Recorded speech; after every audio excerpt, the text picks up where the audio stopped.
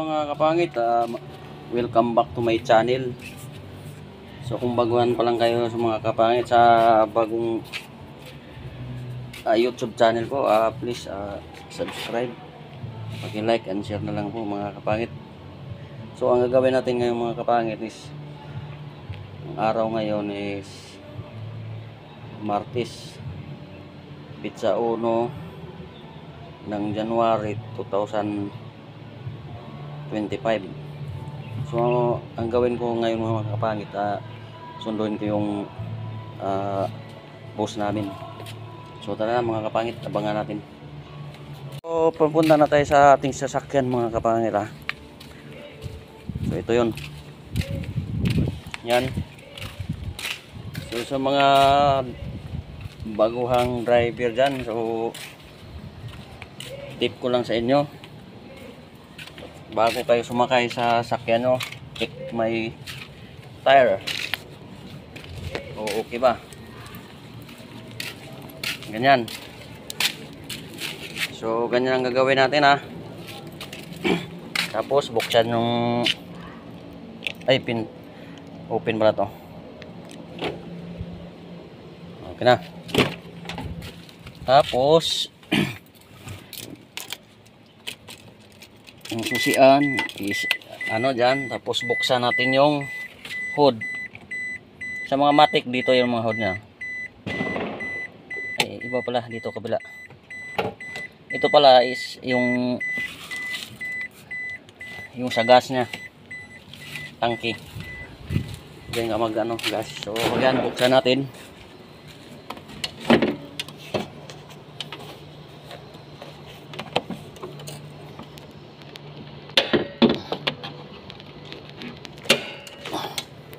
Yan, check natin yung sumatik man to. Silip-silip lang tayo, silip-silip. So ito yung tubig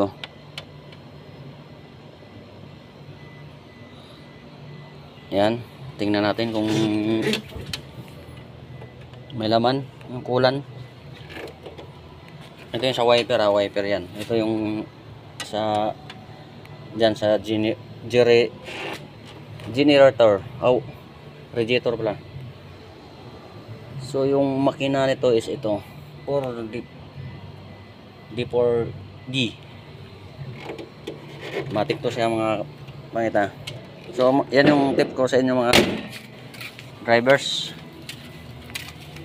So yung langis hindi lang natin tinignan kasi alam natin na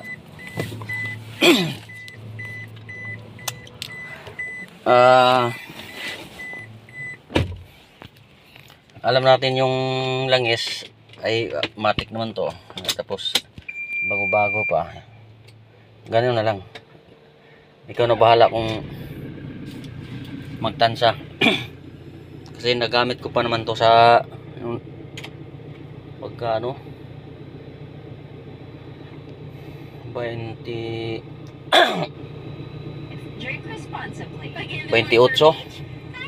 ng 24 December.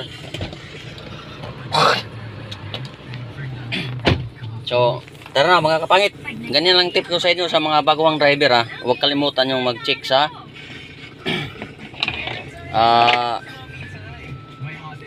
sasakyan nyo. Tapos yung mga tools nyo nandyan ba, matik naman yan, mayroon din. So tayo na mga kapangit, atras na tayo.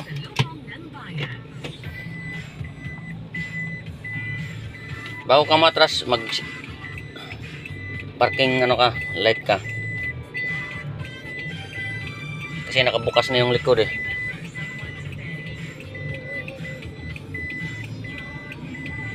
nakabukas na ang gate.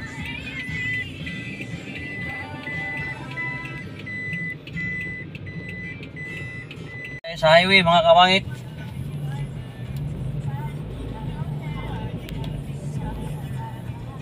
So stop man, stop muna tayo. Tapos yung sounds natin, huwag kalimutan, nandyan talaga yan. Ayan. Pag may makita kayo dyan mga kapangit, yung nakabagdis-bagdis na sa sa kalsada, huwag nyong takpan yan kasi bawal yan.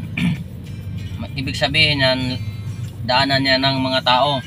Tumatawid papunta doon sa doon. So ang tawag dyan is pedestrian. Pag may madaanan kang ganyan, kailangan ang gagawin mo is minor. Tingnan mo yung gilid-gilid kung may tao ba, baka tumawid kasi alam nila pedestrian yan o tatawid sila. So ikaw ang mag-adjust. Mag minor ka, tingnan mo kung malayo sila, pag minor mo pa malayo sila, busina ka. So ibig sabihin gusto kang moderetso kasi malayo pa naman sila, hindi pa sila makatawid. Sa kabilang ano pa sila, so diretso ka. So ganyan mga kapangit, ang tip ko sa inyo sa mga bagong driver.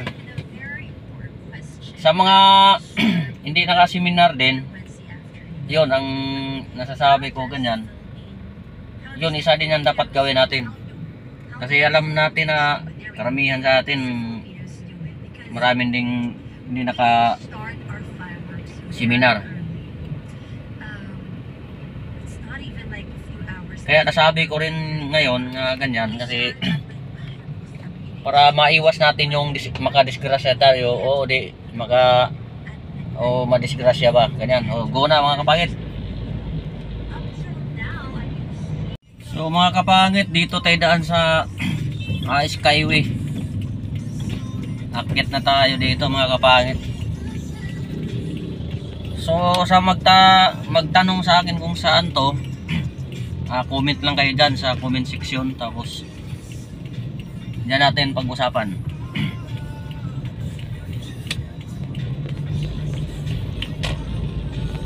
So ito na, paakyat na tayo mga kapangit.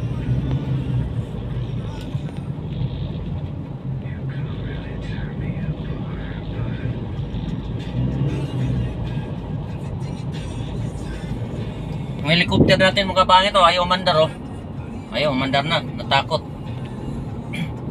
Kasi solar to mga kapangit, ganda yung helicopter na yan. So ang laman yan pabango ha. Pag init, yan under siya ano na tayo sa init kanina. Nasa landong kasi tayo, nasa ilalim, kulimlim. So nasa Skyway na tayo mga kapangit.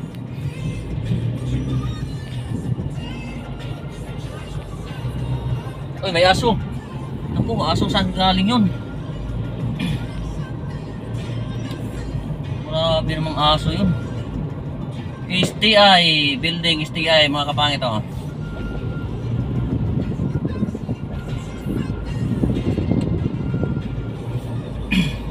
So sa mga driver dyan huwag nyong gayahin yung ginagaya ko na nag-video nag-drive. Kailangan safety pag mag-drive. Iwas cellphone, iwas yun, yung isa yan, number 1 yung cellphone. Pero sa atin mga kapangit, siyempre alam naman natin na medyo kaya natin nag-video kasi hindi naman sa pag yung takbo kasi ko mga kapangit is 80 lang, mahina lang naman to. Kaya pero double yung mata mo mga kapangit pag ganitong ginagawa mo. Siyempre nakaikot-ikot yan, kaliwat kanan at saka harap. Yan ang tunay na driver mga kapangit para iwas sa disgrasya. Yan yung gagawin nyo mga kapangit. Yung pag cellphone ng text, ayun, isa yan sa atin, video lang naman. Pwede no natin yan i-stay yung kamay natin nakahawak katulad yan. Yun lang, ngangalay lang. Pero yun nga gusto naman natin na mag video para pang-upload tayo sa vlog natin. So abangan na mga kapangit. Yun ang lawak dito mga kapangit pababa na tayo.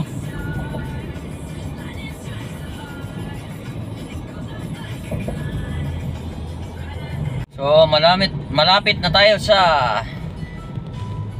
toll gate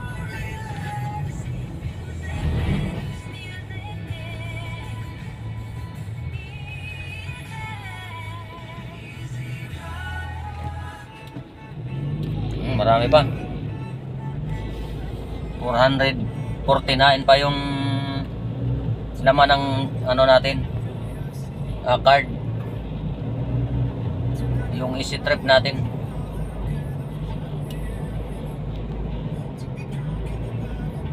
So dito tayo sa puntang Tarlac.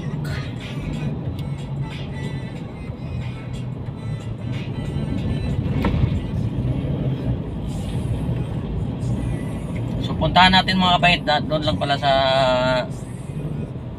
Bulacan, nandun yung nakatira yung boss natin.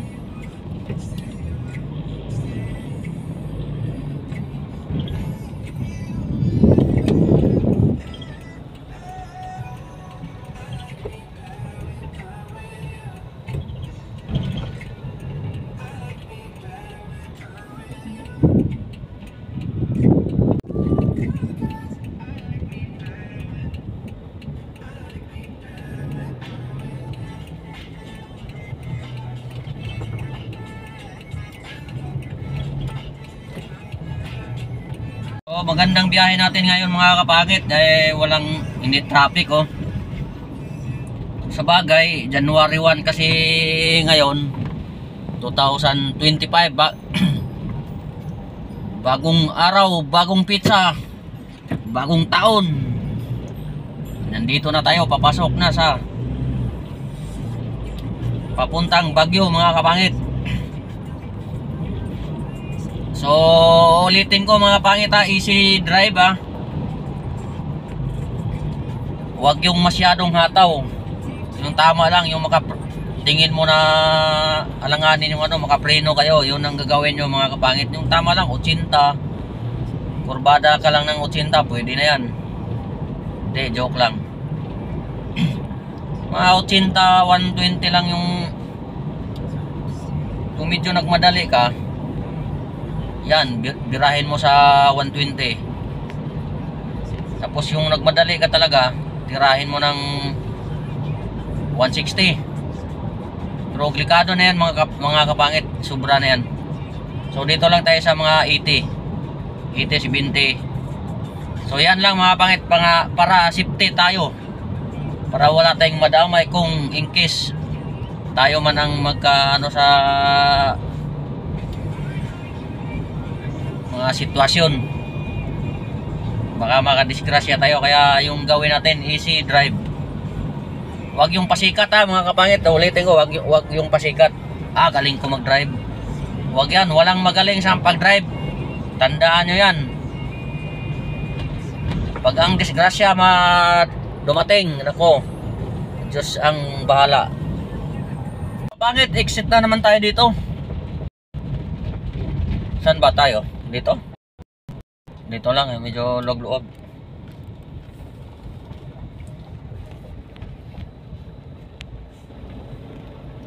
Ayan, tayo. So ganito ang gagawin nyo mga kapangit Once na hindi pa siya nakalusot yung isinundan nyo dito sa mga ganitong ganyan, so ibig sabihin wag muna kayong sumunod sa kanya, kasi hindi naman yun magbukas kung naka labas ng isa, tapos yung sayo hindi ka basta-basta makalabas kung wala kang bayad. So kung may laman yung card mo dito sa nasa toll gate, ayun, makalabas ka. So nandito na tayo, paakyat na tayo. So ganyan, ulitin ko sa mga, kasi yung kasamahan ko mga kapangit ay may bagong driver kasi sa amin mga kapangit. Taga-Capiz yan siya. Ang ginagawa niya, yung nakalusot na yung isa, sinundan niya, muntik na mahampasan sa harang. O di ba mga kapangit? Talagang nagmamarunong mga kapangit yung hindi nagmarunong, mayabang talaga, sa totoo lang, mayabang. May kasamaan ako na bagong driver mga kapangit, sobrang yabang. Mayabang, sip-sip, yun. Sa nga pala, tip ko din sa mga sip-sip wag nyong i-career yung pagkasip-sip nyo ha. Tandaan nyo yan. May hangganan yan. Yun lang ang ano ko sa inyo. Dami nang nawala ng ano dyan, nawala sa mundo dahil dyan sa mga sip-sip. Kasip-sipan nyo. Dami nang ano nan. So alam nyo man siguro mga kapangit yung anong ibig sabihin. So sa mga sip-sip dyan, pigilan nyo na yan. Nasa inyo yan pag hindi nyo pigilan. Buhay ang kapalit nyo yan. So yun na mga kapangit ha. Ang tip ko sa mga sayang. May kainan pala dito mga kapangit na masarap. Only rice, 100 lang yung ulam nila, tapos only rice na. Merong kabayo, kung sino yung mahilig sa kabayo, nandito. So nandito na tayo sa labas ng National Highway sa Inlex. So malapit na tayo mga kapangit. So may sasabihin ko pala mga kapangit, may sasabihin pa ako. Sa mga bagong driver ha, sa mga bago, kasi para makaiwas yung disgrasya o makadisgrasya sila o kaya sila yung mandisgrasya. Pag makadaan kayo ng kanto mga kapangit, itong tandaan nyo, may minor ka, minoran mo yung kanto na yan. Kasi hindi natin alam kung ikaw umarorot ka tapos alam kanto. Yung sa kabila din, kabilang karsada, ganon din ginagawa. Paano kung paras kayo malakas, mabilis yung takbo nyo, di kung mag-abot kayo sa gitna, di kawawa. So yun lang mga pangit ha. Katulad dyan may lumalabas, tingin siya muna kasi alam niya na sa looban siya. Tinitingnan niya yung highway kung may papunta na ba sa kanya. Kaya yun, huminto siya muna, tingin-tingin bago siya tumawid. Yun ang maganda. Ang ibig sabihin yun, siya ang magaling. So yan ang gagawin nyo mga kapangit. Tandaan nyo yan. Huwag kayong diretso pag may kanto. Kasi karamihan dyan ang nangyari dyan, yung ginagawa dyan na magbungguan dyan sa kanto, mga bago yan, mga kamote driver yan, mga kamote.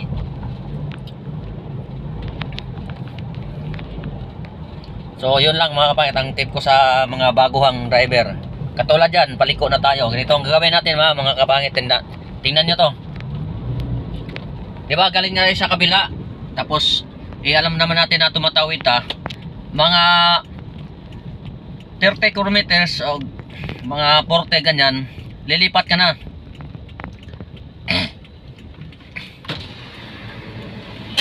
Lilipat na ka na sa kabila kung saan ka papunta, kung kaliwat kanan ka ba.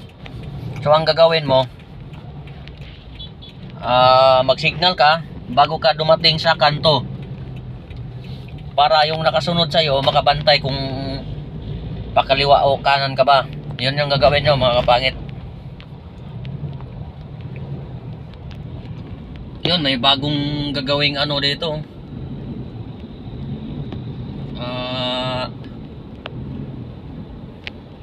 Lawak nito.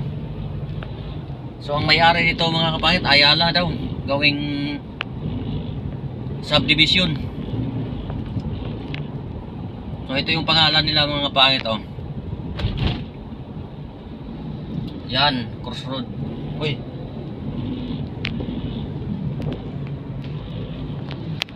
So ganyan mga kapangit, tandaan nyo yan ha. Katulad nito mga kapangit intersection to. Ayan, kailangan dandahan ka. Uy, may kalabaw dun sa taas mga kapangit nakita nyo yan? Ayos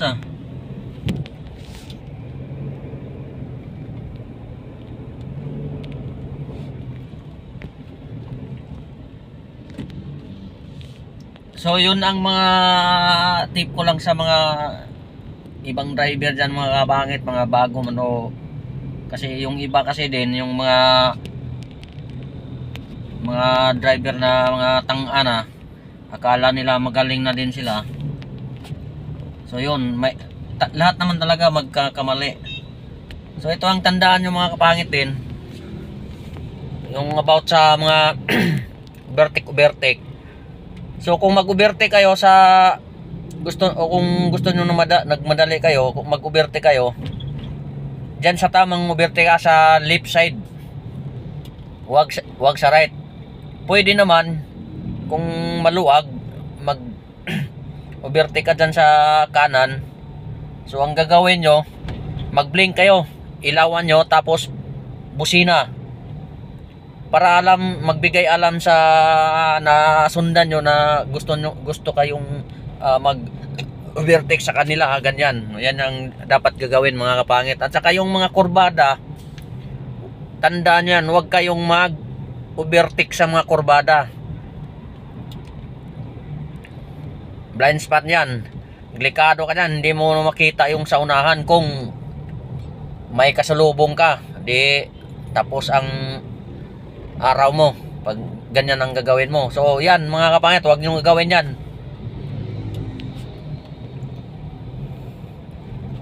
So sa mga ulitin ko, sa alam natin na daming mga hindi anong tawag doon, nakapag seminar. So chat lang kayo out, comment lang kayo dyan sa comment section para doon natin pag-usapan kung ano ang dapat gagawin kung ano ang role sa karsada para iwas disgrasya. So dito na tayo mga kapangit, pasok na tayo sa lugar ng boss natin. So ganyan gagawin nyo mga kapangit pag lumiko kayo. Kailangan hintayin nyo yung nasa harapan, tapos signal kayo bago kayo lumiko ha. So malapit na talaga. So sa mga magtanong mga kapangit, comment lang kayo doon sa comment section para masagot ko yung mga tanong nyo. So mga kapangit, nakita nyo yung bahay na yan, dyan tayo mga kapangit, na nandyan yung bus natin. So hanggang dito na lang mga kapangit. So maraming salamat sa panood nyo at saka pagsuporta sa YouTube channel ko. So thank you, God bless all mga kapangit. Sana magustuhan nyo yung upload video ko. Thank you. Merry Christmas. Bagong taon pala.